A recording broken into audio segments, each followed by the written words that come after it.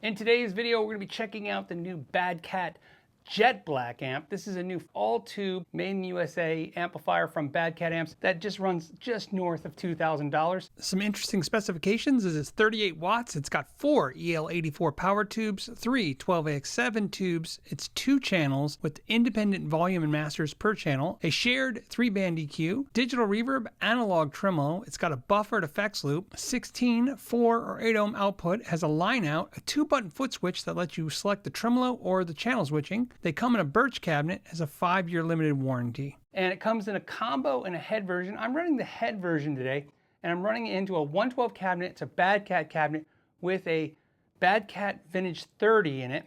And then I'm miking it up with an SM57. I have a room mic, and I'm using a bunch of different guitars to go over some of the things that I love and don't love about this amp. So let me go ahead and play something. I'm running the clean. You can see I'm running the gain really low. On the clean channel, you have a gain control. They share the EQ. They both have reverb and tremolo. The reverb is digital and the tremolo is analog, and it has a effects loop. So I'm running a humbucker on the neck on this guitar.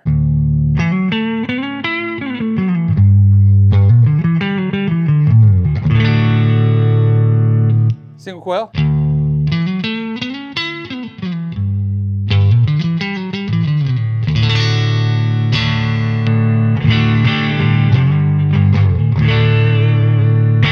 Okay, let's run that gain a little bit more. Okay, about halfway almost. See, it breaks up pretty fast. Now, this is the single coil in the neck.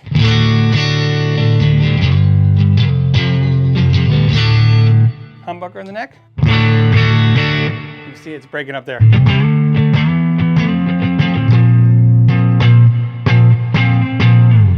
And something to note is that if you go crazy with the gain, in other words, kind of take up the gain even more, it doesn't get a lot more gain. What I mean by that is more gain than what you just heard, but it's not as high gain. It doesn't get mid or high gain sounds. Let's go to that bridge.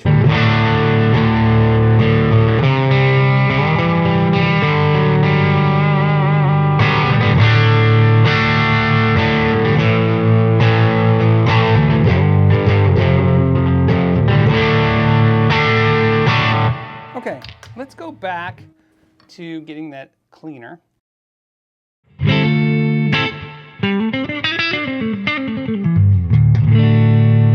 Okay, so that's a great sounding guitar. Let's switch to another kind of guitar. What we have now is a Gretsch, and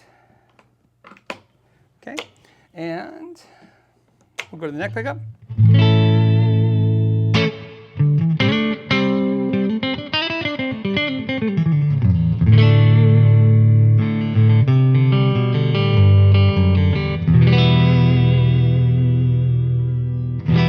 Of course, you can't not try that tremolo. Here's the tremolo.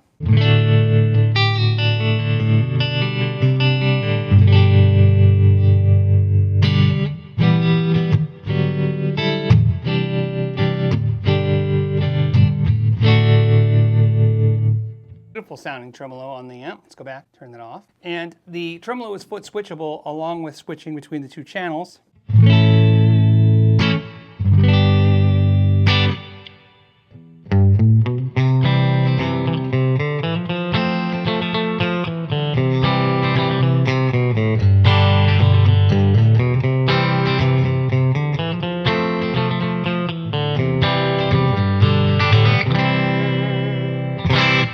So you can see the Gretsch really kind of comes alive with this amp in the clean channel. Now this is not an authentic Gibson Les Paul, but in some cases I think it's more authentic. So we're going to turn that gain down a little bit, give it a little bit more mids.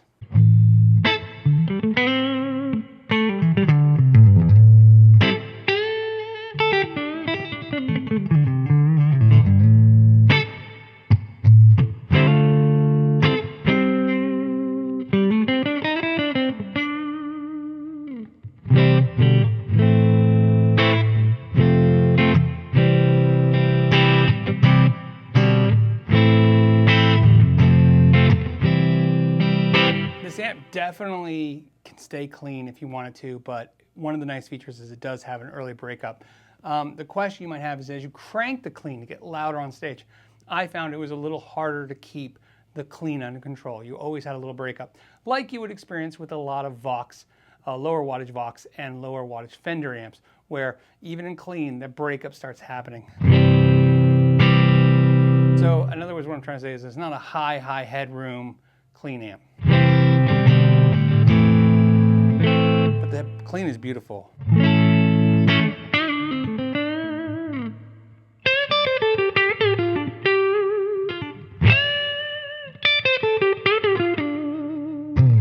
Okay, so let's go to single coils. We'll go to the position 4 on a Strat. It's a very common position, which is the 2 single coils. And for this, we definitely want to give it a little bit more gain.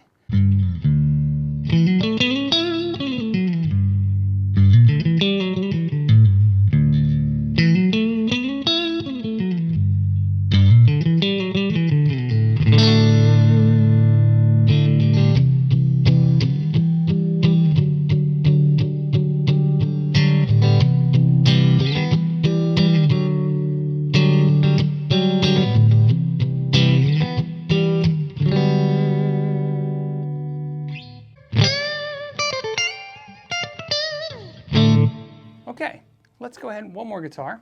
Okay, we're going to try something a little bit more aggressive. This is a Kiesel Aries. A little bit more aggressive pickups and a perfect time to switch over to the gain. Now, you can see I have the gain pretty low.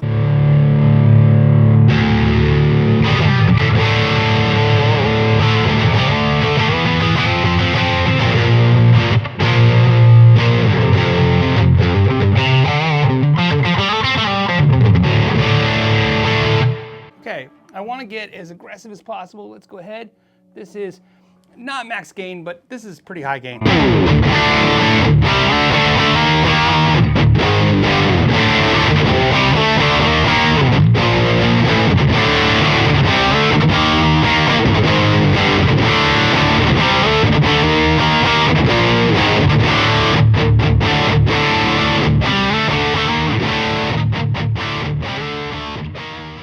Let's switch to a guitar that's not as aggressive. Let's go back to that heritage guitar. For this particular guitar, I like the gain dialed down.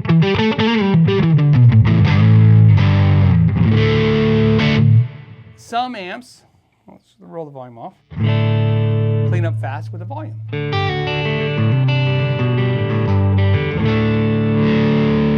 Some amps are really dynamic with the touch sensitivity. In other words, how we pick.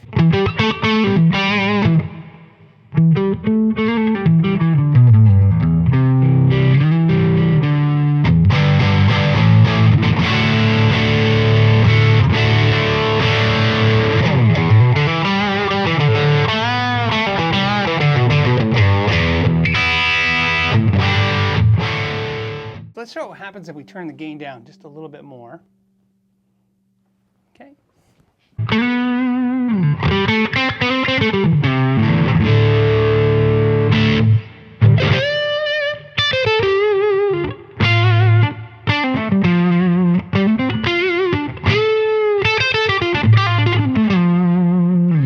Now I want to show you something I really love. Turn this reverb really high. Watch what happens.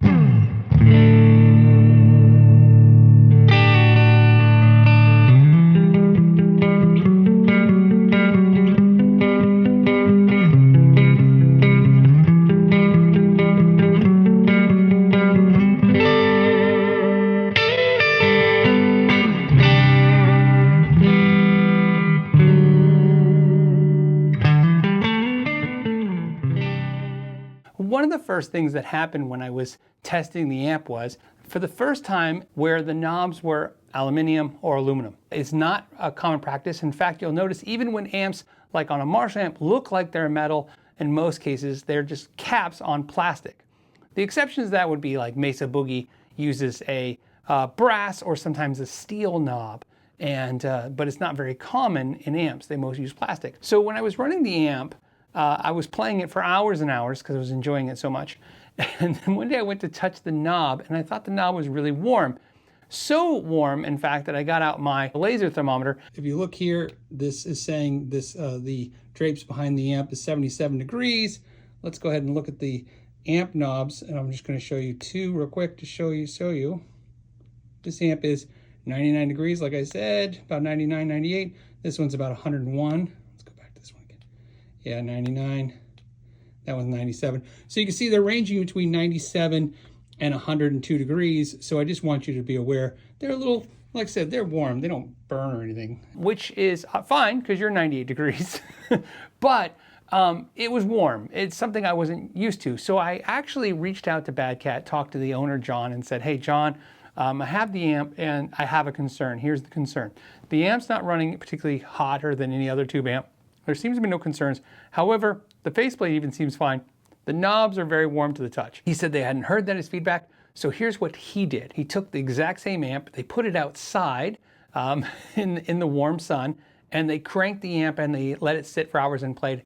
And they could get the knobs a little warmer than that, but that's it. And what they did was they actually put the knobs on some of their other amps, and I think they found that it got warm, the knobs got warm on those amps. And when they put plastic knobs, like I did on this amp, you didn't feel any warmth at all. So I just want you to be aware of that because it's kind of a unique thing. But I want you to understand that I've had this amp for months and I've been running it almost every day. As much as I play guitar, I've been playing guitar mostly through this amp. And I have not had any other concerns other than that, but I want you to be aware of that. Some positives though. Overall, I really love the amp.